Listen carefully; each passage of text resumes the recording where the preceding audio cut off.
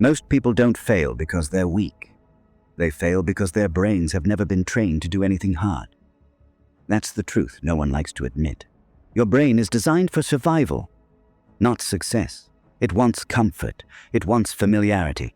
It wants the path with the least resistance, even if that path slowly destroys your potential. And every time you obey that instinct, the wiring grows stronger. Avoidance becomes automatic. Comfort becomes normal. And the life you're capable of slips further and further away. But here's the shift that changes everything. Your brain is not a fixed machine. It is trainable, adaptable, reprogrammable. It becomes what you repeatedly force it to do, especially the things it resists. Doing hard things is not about willpower. It's not about motivation. It's not about waking up one day magically disciplined or fearless. Doing hard things is a skill, a trainable skill, a skill any person can learn, strengthen, and master.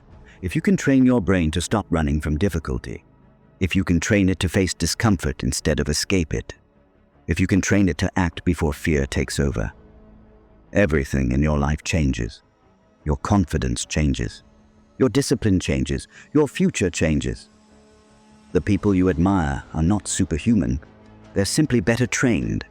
Their brains have learned to stay calm under pressure, to begin before they feel ready, to push when the average person pulls back. They don't wait for the right mood. They move because the standard says so. That's the difference between someone who grows and someone who stays stuck. In the next 12 chapters, you will learn how to build that kind of mind. A mind that does not negotiate with fear. A mind that does not collapse under discomfort. A mind that does not require motivation to begin or emotion to maintain momentum.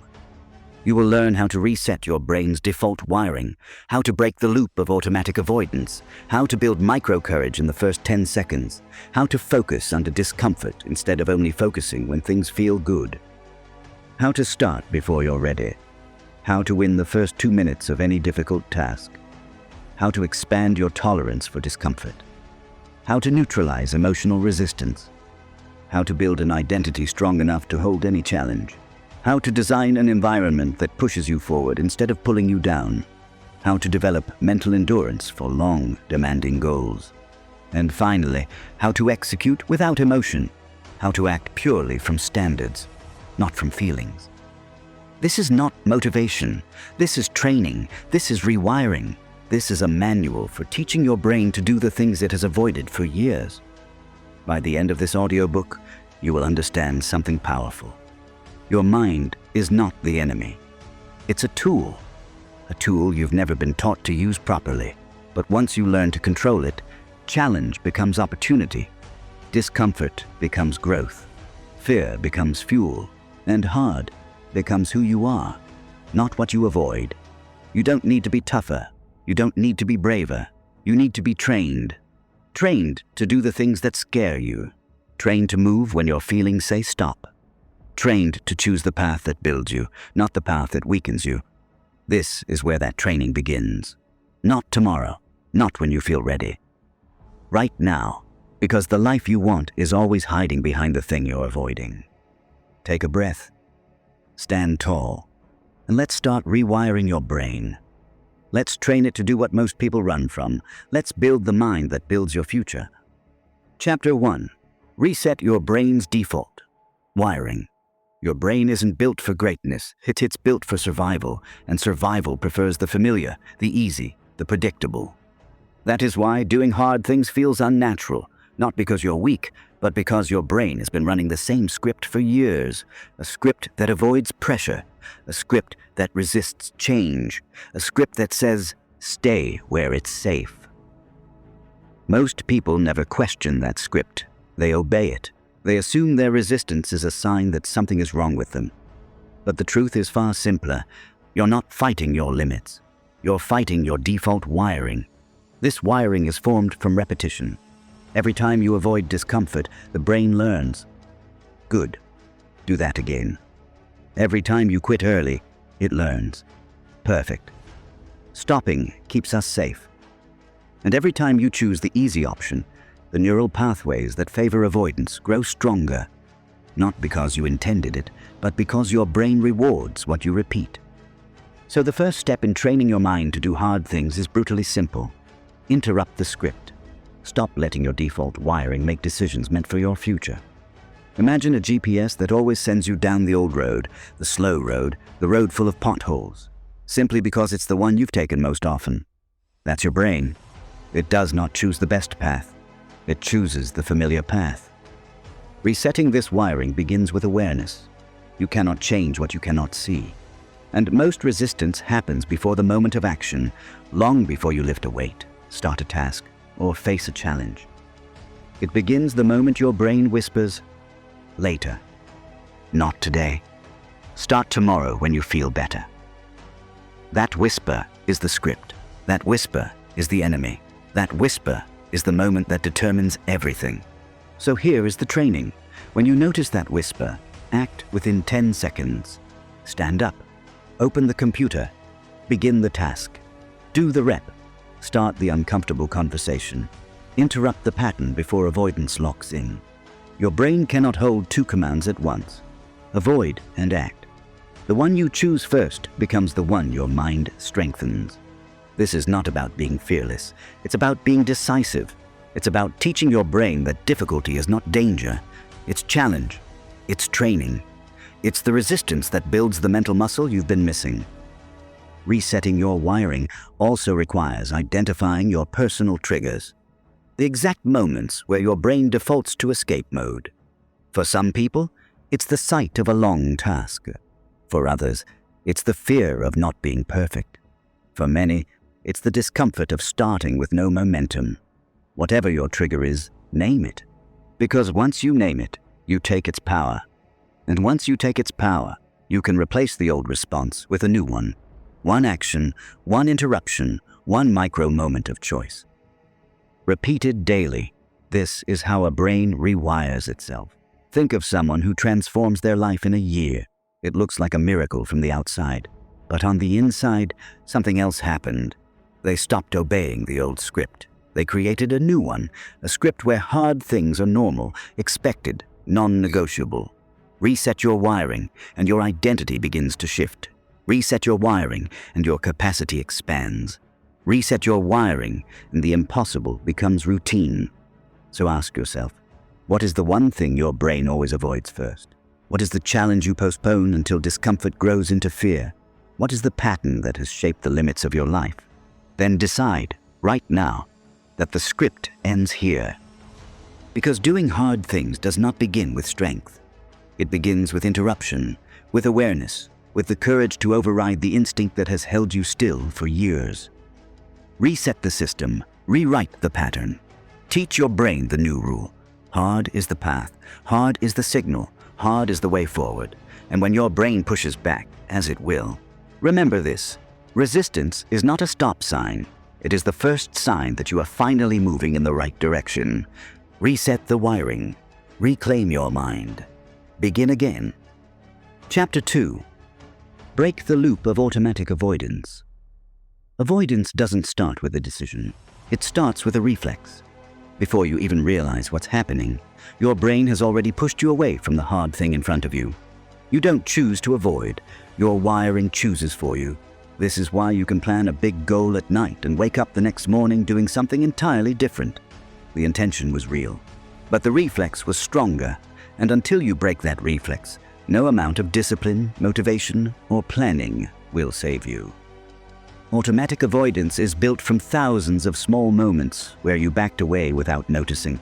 The text you didn't send, the email you didn't open, the workout you didn't start, the decision you postponed, the conversation you avoided. Each tiny retreat whispers to your brain, "Good." That keeps us safe, and the loop becomes stronger. The truth is simple. Avoidance grows when you obey it. It weakens when you interrupt it. But to interrupt it, you must first recognize its forms, because avoidance rarely looks like fear.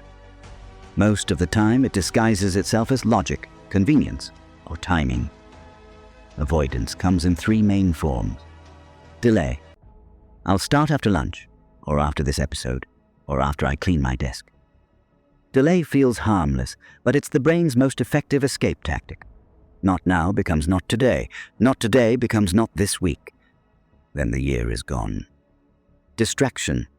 Checking your phone. Scrolling. Tidying something meaningless.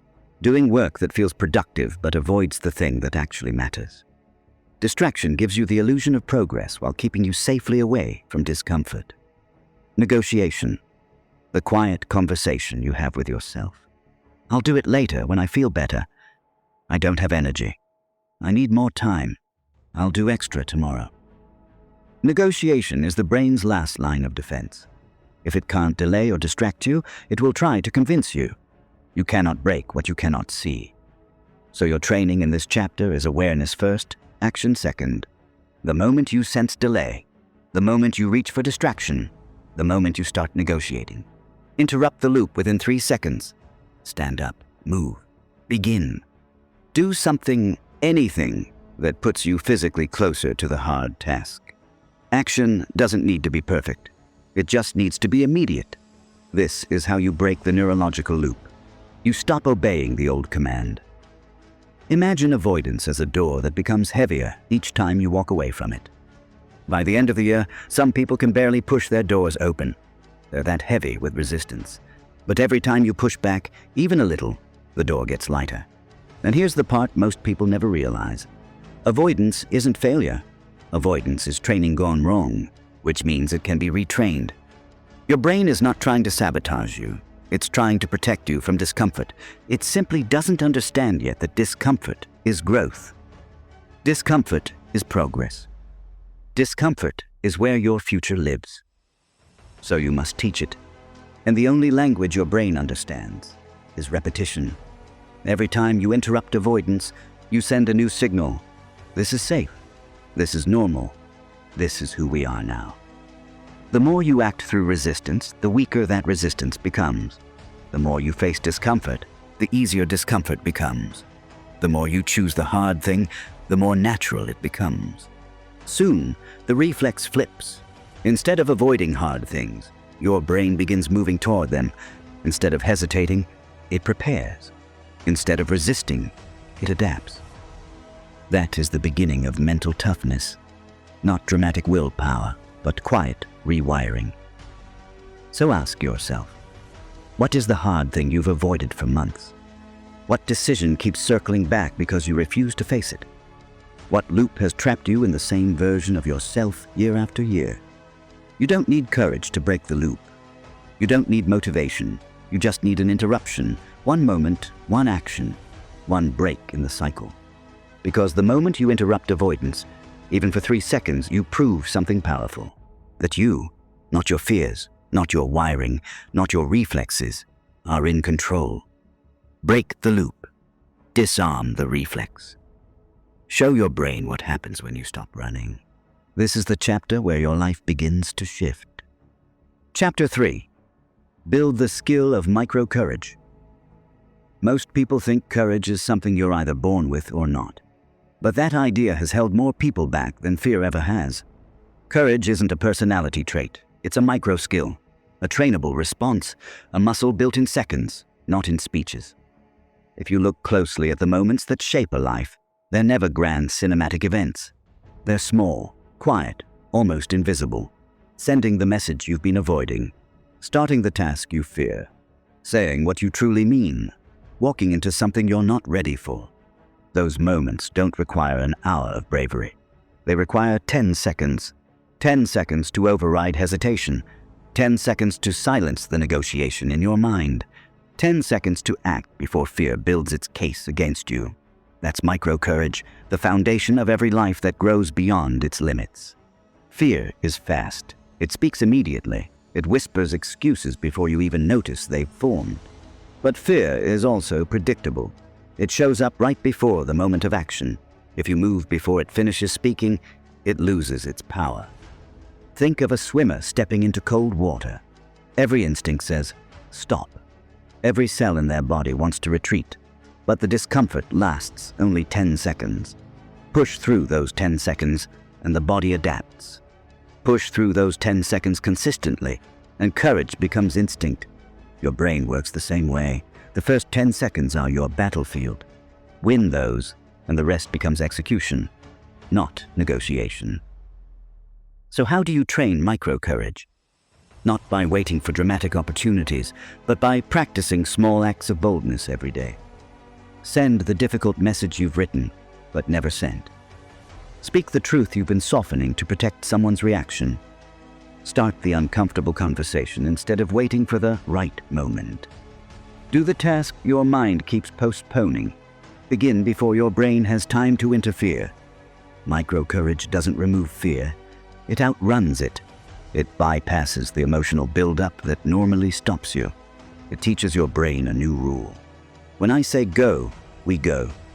And like any skill, it grows with repetition. The first few attempts will feel shaky. Your chest might tighten. Your thoughts might scramble.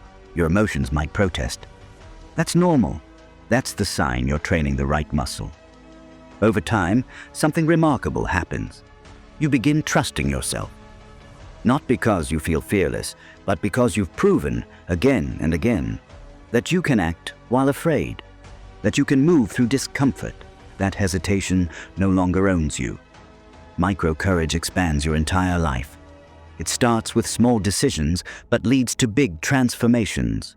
The career you once felt underqualified for, the goals you believed were too far out of reach, the relationships that require truth, not comfort, the identity that emerges when you stop avoiding who you're meant to become. But the most powerful part is this. Micro-courage compounds. Every time you act in the face of fear, you stack evidence that you're capable, evidence that you're resilient, evidence that you don't run from responsibility, evidence that discomfort is no longer a barrier, but a signal that the next version of you is on the other side. So here is your training. Choose one act of micro-courage every day. Start with something small, something your brain has been dodging. Act within 10 seconds of recognizing resistance. Don't wait for clarity, don't wait for confidence. Don't wait for the perfect mood. Move. Even if your voice shakes, even if your hands tremble, even if every part of you wants to delay, because courage is not the absence of fear. Courage is movement in spite of it. Courage is the moment you choose action over hesitation. Courage is 10 seconds of truth that can change the direction of your life. So ask yourself, what have I avoided that requires only 10 seconds of bravery? What decision would future me thank me for making today? What small act can I choose right now that breaks the pattern of fear? Micro-courage is simple, it's immediate, and it's powerful. Win those 10 seconds, and you win back your life. Don't wait to feel brave. Act, and bravery will follow. Chapter 4. Strengthen your focus under discomfort. Everyone can focus when conditions are perfect, when the room is quiet, the body is relaxed, the mind is clear, and motivation is high. Focus is easy, but life is rarely perfect, and the tasks that shape your future rarely feel comfortable when you begin them. If your ability to focus collapses the moment discomfort appears, then your progress will always be fragile. You'll only work when you feel like it. You'll only push when conditions are ideal. You'll only stay consistent when nothing challenges you. That is not strength, that is dependency. Real focus isn't built in comfort. Real focus is built in discomfort. When your mind is noisy, your body is tired, your emotions distract you, and your environment isn't cooperating. The stronger version of you is forged not in ease, but in resistance. The reason discomfort breaks your focus is simple. Your brain interprets pressure as danger. Not physical danger, but cognitive overload. It tries to escape. It tries to shift attention. It tries to conserve energy. It tries to convince you that now is not the time. This is why you suddenly feel the urge to scroll, snack, clean, check messages, or wander. It's not laziness. It's not lack of discipline. It's your brain attempting to relieve tension. But tension is not your enemy. Tension is the training ground. To strengthen your focus under discomfort, you must teach your brain one truth. This pressure will not break me. It will build me. And you teach it through presence, by sitting deeper into the moment instead of running away from it. Start with 15 minutes. Not 15 minutes of perfect focus. 15 minutes of committed presence, no matter what arises. Noise? Stay. Restlessness? Stay. Self-doubt? Stay. A wandering mind? Notice it, then gently return. Your job is not to eliminate discomfort. Your job is to operate inside it. Over time, your brain adapts. The discomfort that once scattered your attention becomes the exact stimulus that sharpens it. Your mind stops panicking, your body stops resisting. Your focus becomes less of a fragile state and more of a durable skill. This shift is powerful because it frees you from emotional dependence. You no longer need the right mood, the right environment, the right timing. You stop waiting for external alignment and start relying on internal command. The discipline to focus when it's hard opens doors most people never reach. Because while others quit when they're tired, you continue. While others slow down when it stops being fun, you accelerate. While others lose concentration under pressure, you rise inside it. Here's the practical training. Adjust your posture. A straight spine tells your brain you're safe and capable. Your body influences your focus more than you realize. Control your breathing. Use the 4-4-4 method. Inhale 4 seconds, hold 4 seconds, exhale 4 seconds. This stabilizes your internal state even when your mind is scattered. Eliminate switching. Multitasking is the silent killer of deep focus. When you divide attention, you weaken the neural circuits that sustain uninterrupted concentration. Expect discomfort. Don't be surprised when focus feels difficult. Anticipate the resistance. Welcome it as part of the process. Stay until the moment breaks. Discomfort has a curve. It spikes early, then diminishes. If you stay long enough, your mind stabilizes and clarity returns. Your goal is not to avoid the storm. Your goal is to become the person who can work inside it. Ask yourself, why do I lose focus the moment things get uncomfortable? What feeling am I trying to avoid? And what would my life look like if I stopped retreating every time my mind resisted? Because the truth is this: greatness is built by people who learned to concentrate when their minds told them to escape. People who stayed when others left. People who pushed through the fog instead of waiting for it to clear. Strengthen your focus under discomfort, and you unlock a level of performance most people never touch. Not because you're more talented, but because you're more trained. Hold the moment, hold the tension, hold the focus when it counts. That is how you build a mind capable of doing hard things. Chapter 5. Train your brain to start before you feel ready. Most people never begin the things that could change their lives, not because they're incapable, but because they are waiting for a feeling that may never come, waiting to feel ready, waiting to feel confident, waiting for the perfect moment, the perfect mood, or the perfect plan. But readiness is an illusion. Confidence is an outcome, not a starting point, and perfection is the safest excuse your brain knows how to create. Your mind loves preparation because preparation feels productive while protecting you from risk. It lets you imagine progress without facing the discomfort of actual progress. It gives you the emotional reward of getting organized without the vulnerability of stepping into the unknown. But here's the truth. You don't start because you feel ready.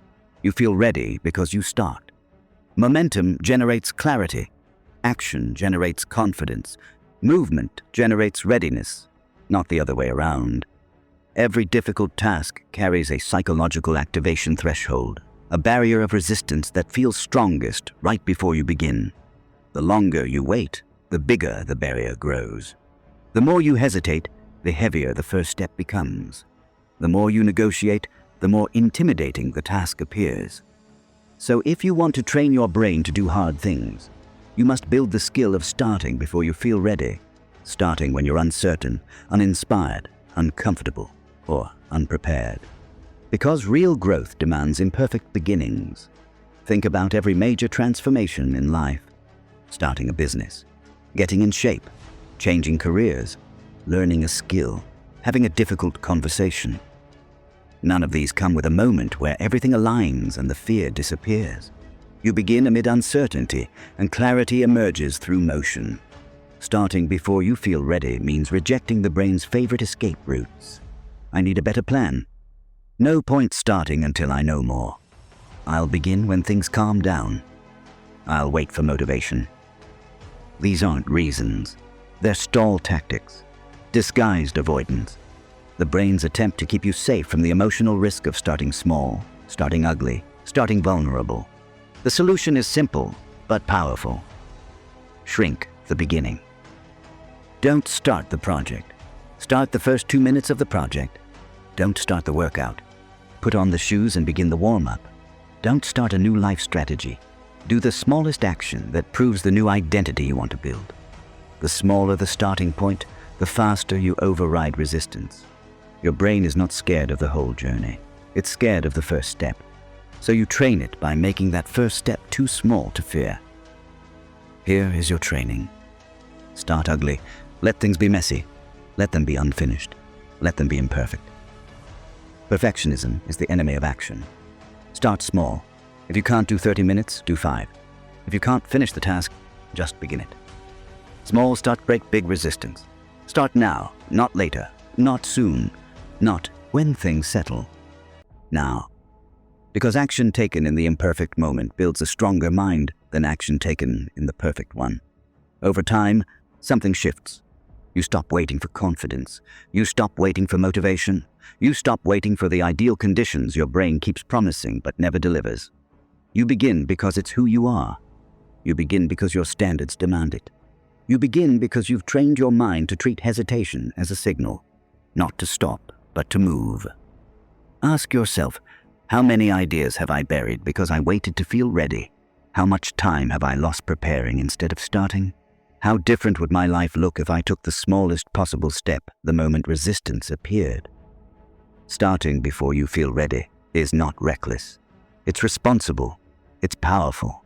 It's the habit that separates the person who dreams from the person who builds. Your brain doesn't need comfort. It needs proof. Proof that you are someone who acts without permission from your emotions. So stop waiting. Stand up. Begin the imperfect first move.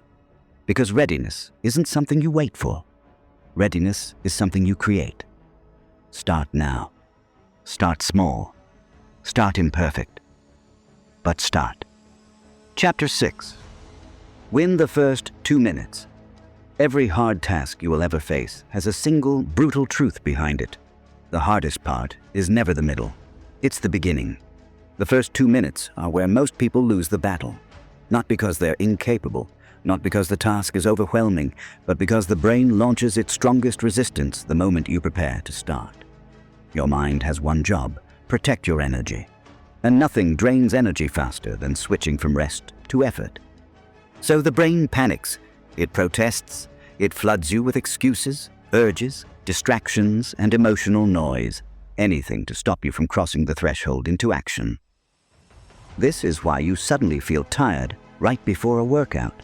Why you feel busy the moment you sit down to work. Why your mind generates 100 reasons to postpone something that takes less than 10 minutes to complete.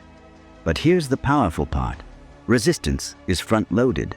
It spikes early, and then it drops. If you break through the first 2 minutes, your brain gives up the fight. Momentum takes over. The task becomes survivable, doable, even enjoyable. That is why mastering the first 2 minutes is one of the most important mental skills you will ever develop. Think of it like pushing a heavy train. The hardest force is required at the start. Once it moves even an inch, everything gets easier.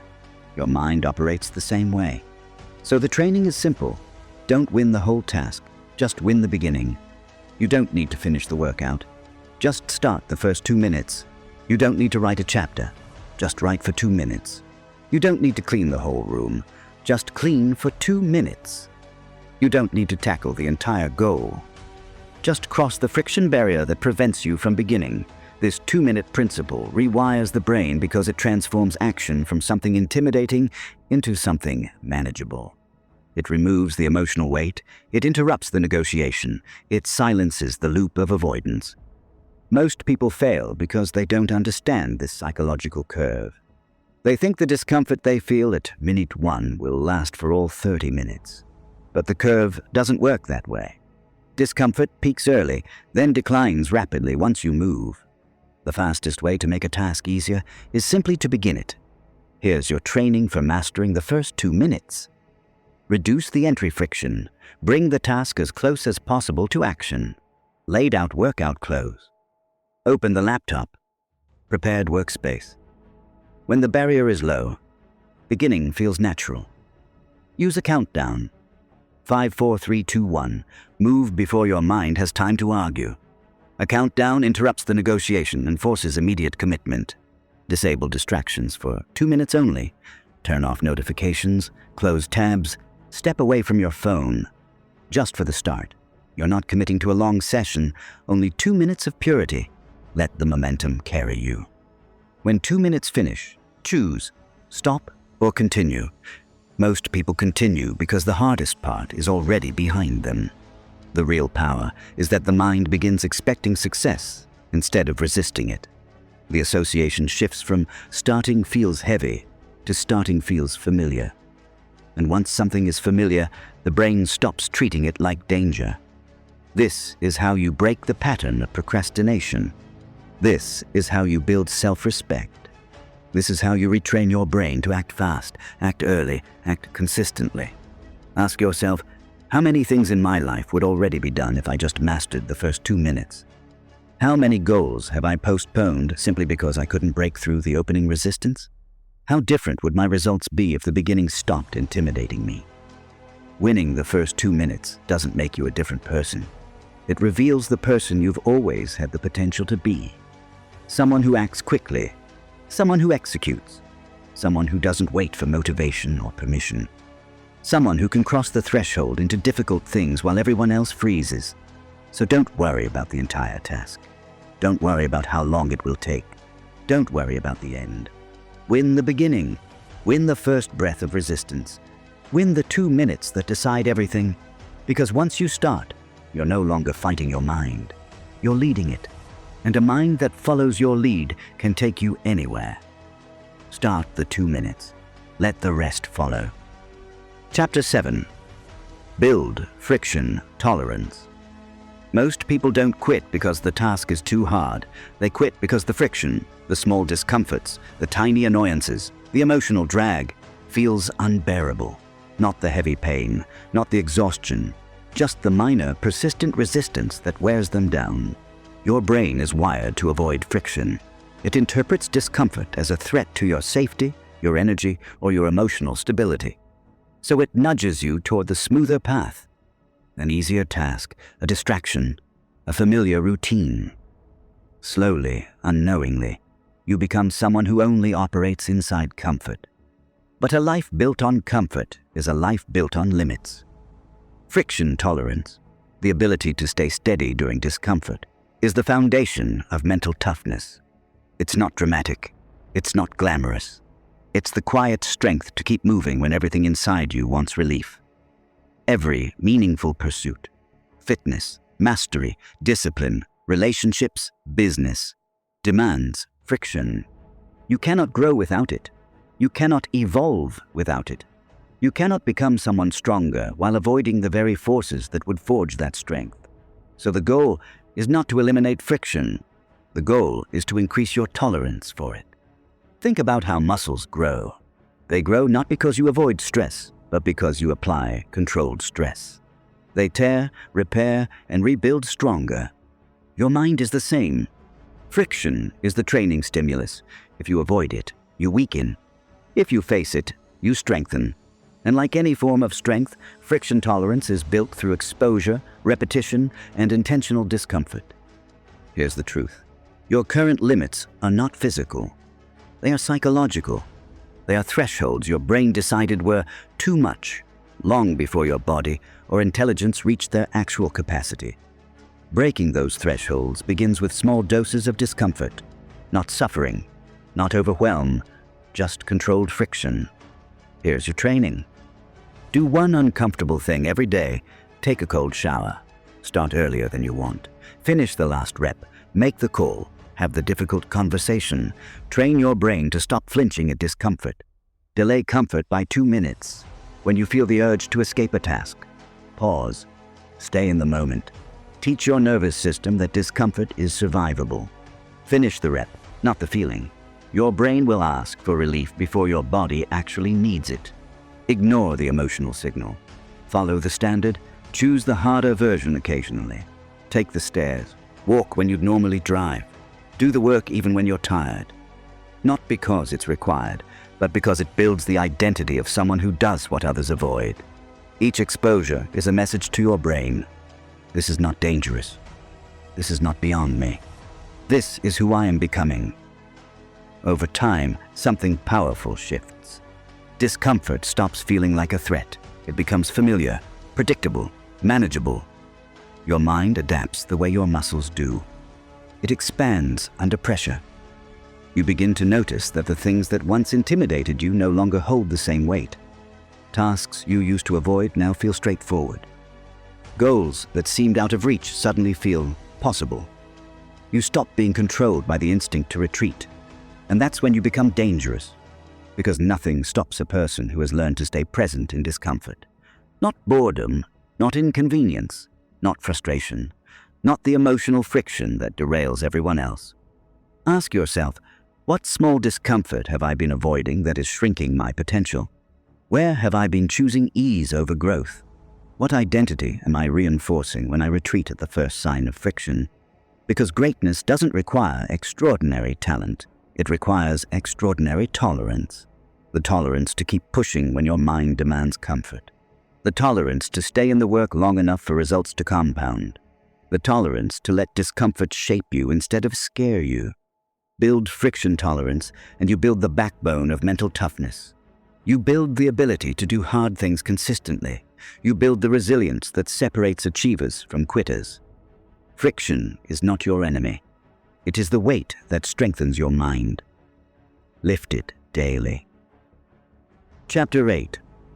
Remove emotional resistance. Most hard things aren't physically hard. They're emotionally hard.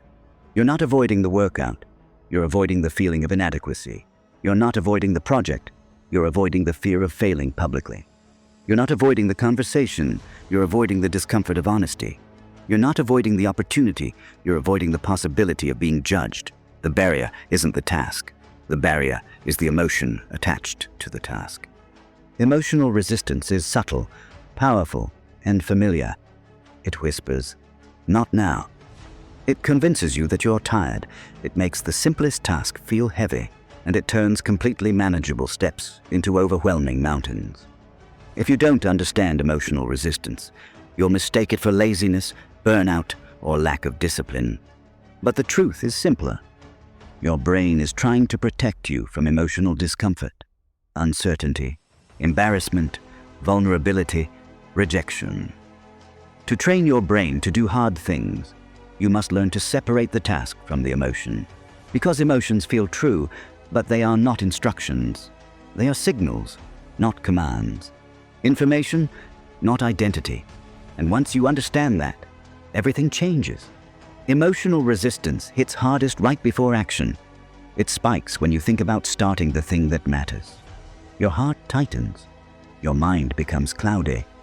You suddenly want a break, a snack, a distraction, anything to avoid confronting the feeling. This is not weakness, it's survival.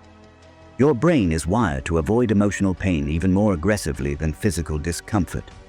So here's the key. You must name the emotion before it can control you. Am I scared? Am I insecure? Am I overwhelmed? Am I unprepared? Am I afraid of judgment? Am I worried I'm not good enough?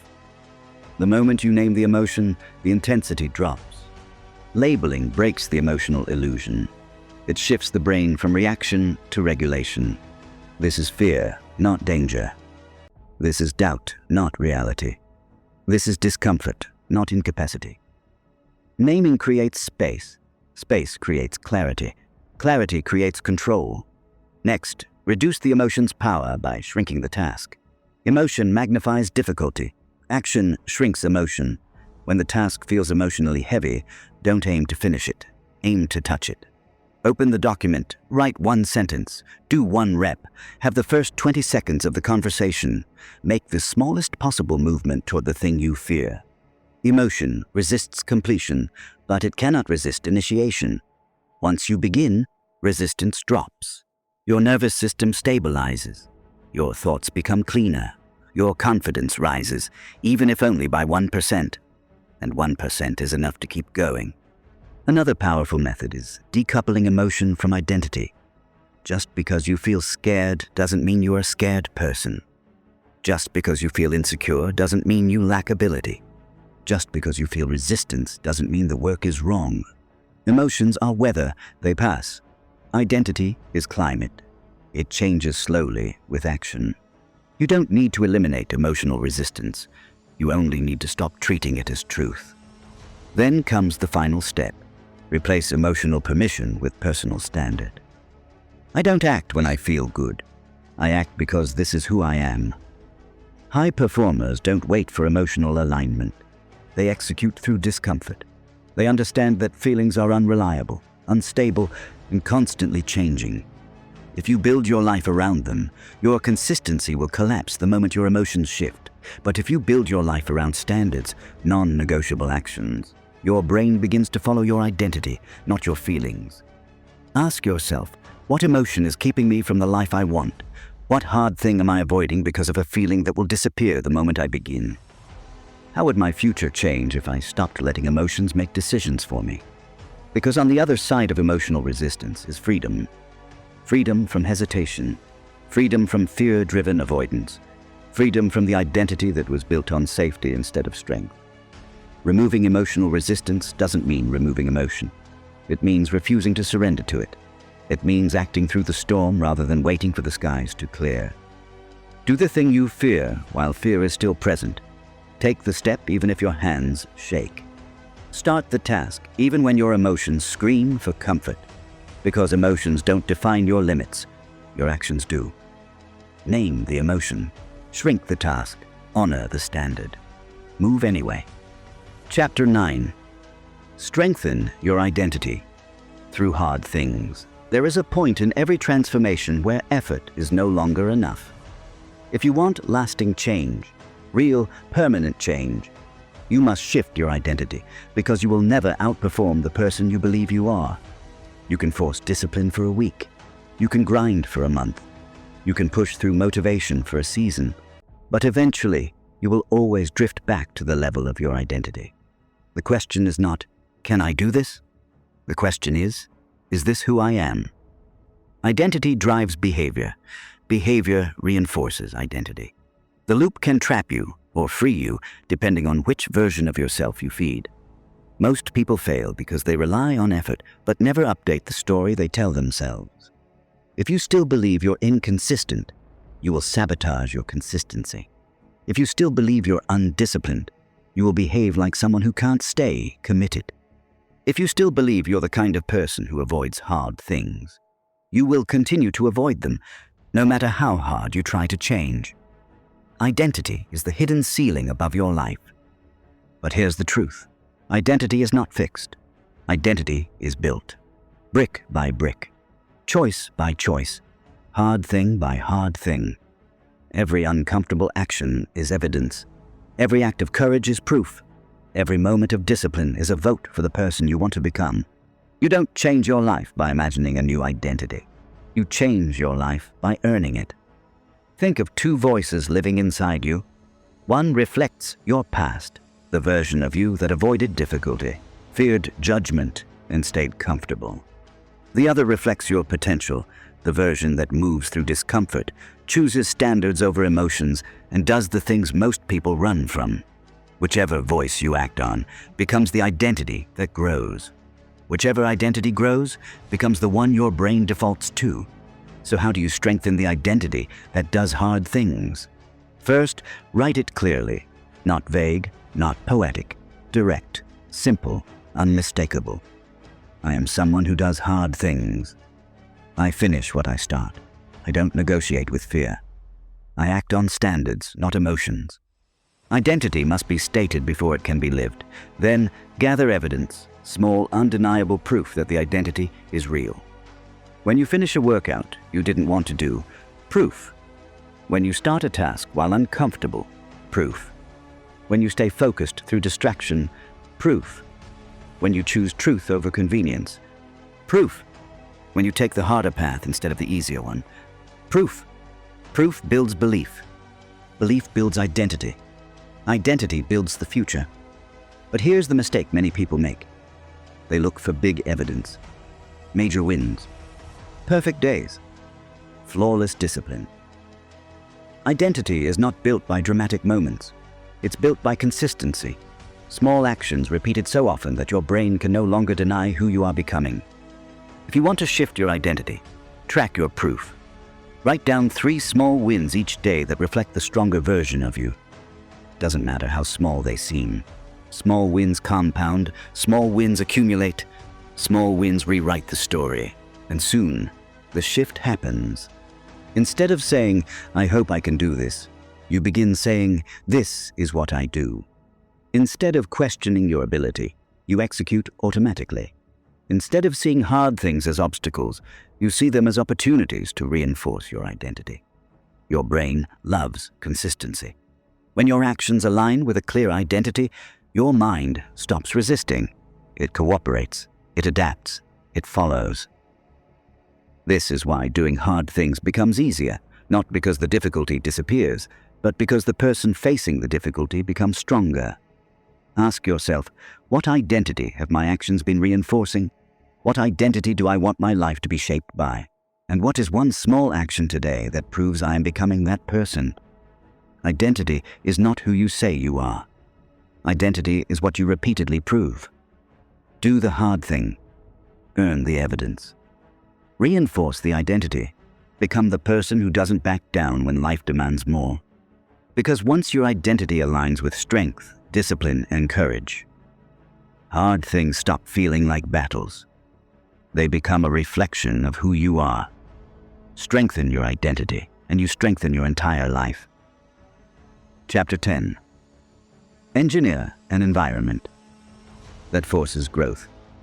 Discipline is unreliable. Motivation is unstable. Willpower fades the moment life becomes inconvenient. If you rely on emotion to carry you through hard things, you will fail the moment your feelings shift. Not because you're weak, but because your environment is stronger than your intentions. Most people never realize this. Your surroundings shape your behavior far more than your thoughts do. The world around you pulls you in a direction long before you consciously choose one. Your environment is constantly nudging you, either toward growth or toward comfort. And unless you engineer it deliberately, it will default to the path of least resistance. If your environment makes the easy thing accessible, you will do the easy thing.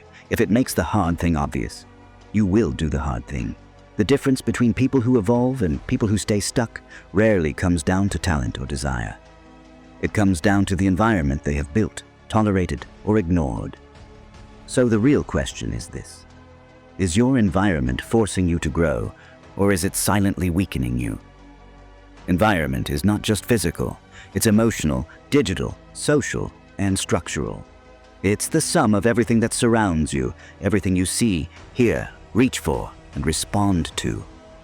To train your brain to do hard things consistently, you must design an environment that makes growth automatic and comfort inconvenient. Let's break this down. Physical environment. What you see shapes what you do. Your brain seeks the path of least resistance.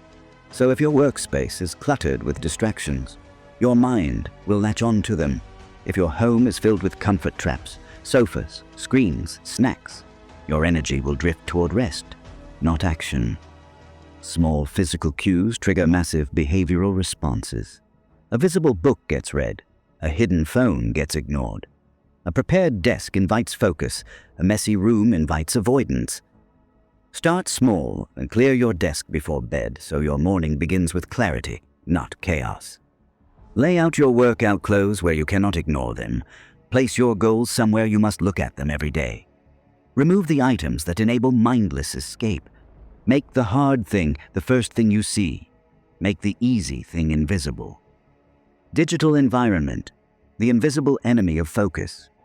Most people underestimate how destructive their digital environment has become.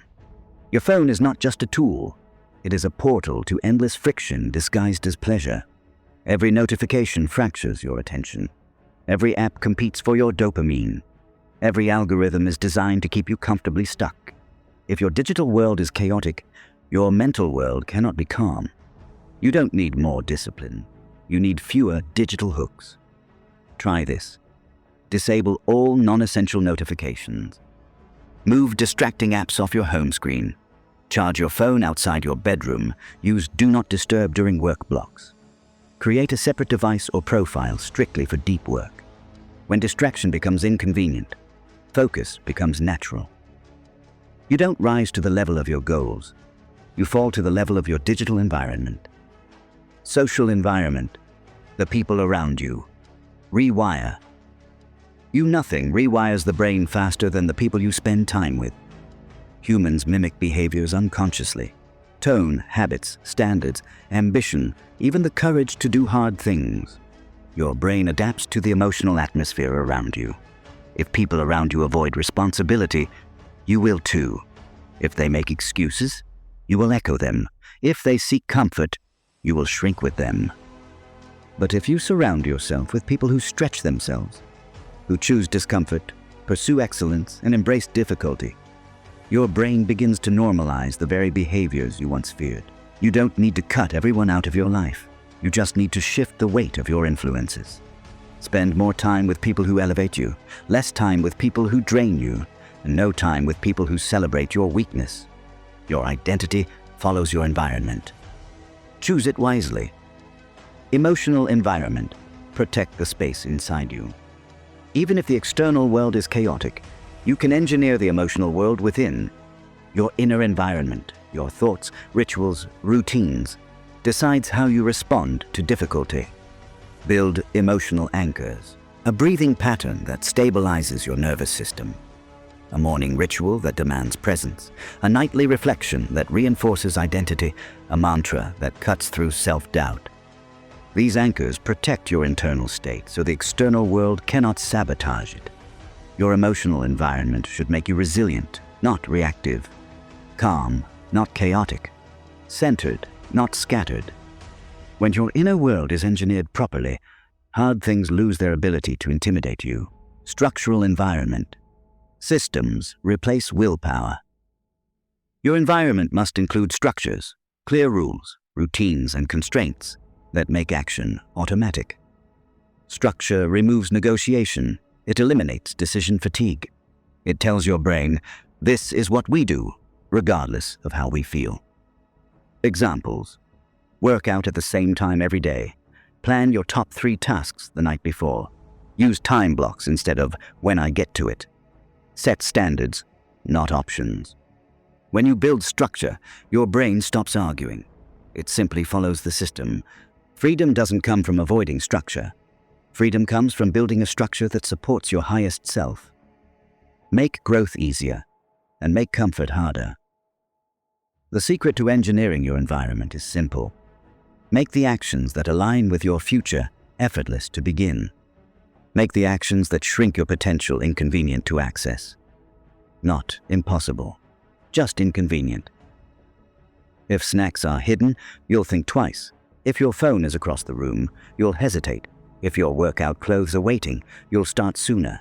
If your environment makes you face your goals, you'll stop running from them. Your brain follows the path you lay out for it. Design the path. Shape your surroundings. Force the future you want. The shift from trying to becoming. When your environment is engineered correctly, you stop trying to be disciplined. You simply become disciplined. You stop forcing focus. You begin living in focus. You stop fighting distractions. You minimize their existence. You stop battling yourself. You build a world where the strongest version of you becomes the default. Ask yourself, does my environment support the person I'm trying to become? Or does it reinforce the person I'm trying to outgrow? What friction do I need to remove?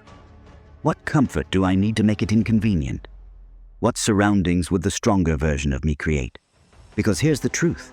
You don't rise to the level of your goals. You rise to the level of the environment you build. Engineer your environment, and you automate your growth. Engineer your environment, and you eliminate excuses. Engineer your environment, and you force your brain to evolve. Most people try to change their lives while living in spaces designed to keep them the same. But not you. Not anymore. Design the world that shapes your future. Build the environment that strengthens your identity. Create an atmosphere where doing hard things becomes natural. Engineer your environment and watch your entire life rise to meet the standard you set.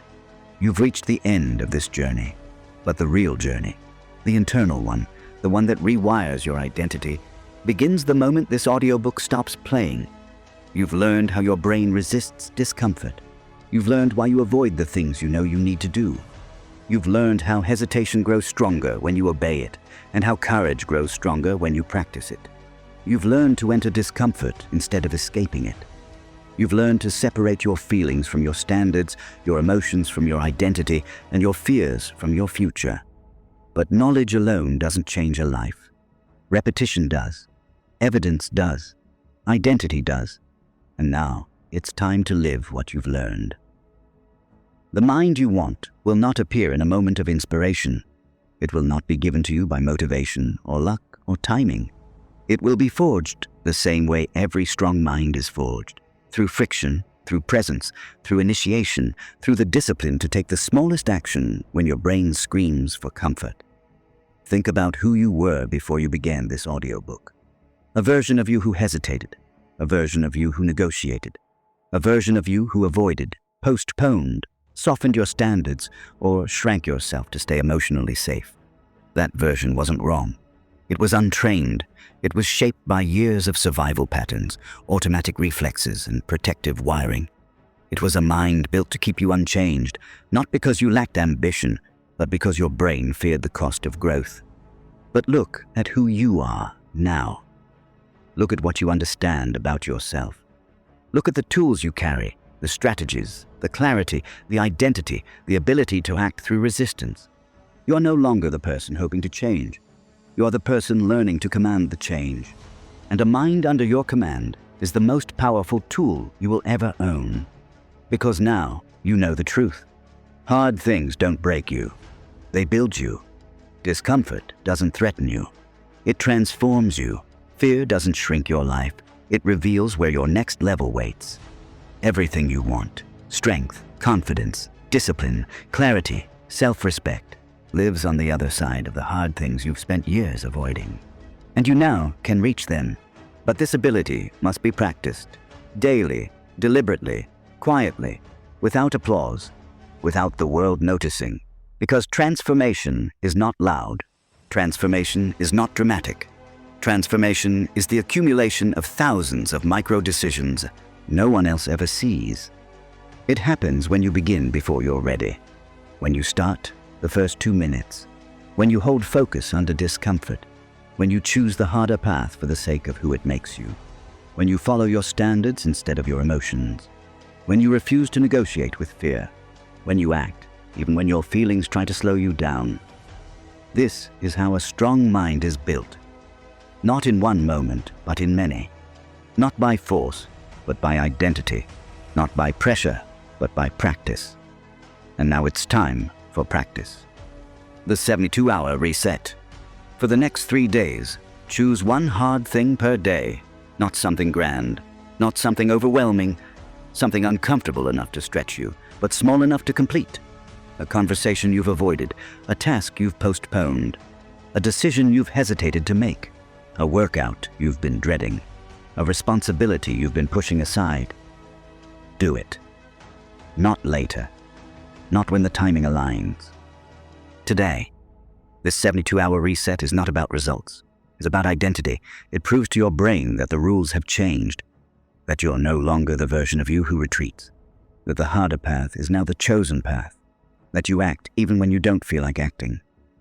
3 days. 3 decisions. 3 pieces of evidence that the future you're becoming is already taking form. The 30-day hard mind blueprint. After 72 hours, you begin the 30-day identity cycle. Every day for 30 days. Do one uncomfortable thing. Start something before you feel ready. Complete the first 2 minutes of a difficult task. Track one piece of evidence that you lived as the stronger version of yourself. That's it. Not perfection, not intensity, not extremes, just proof. Daily proof.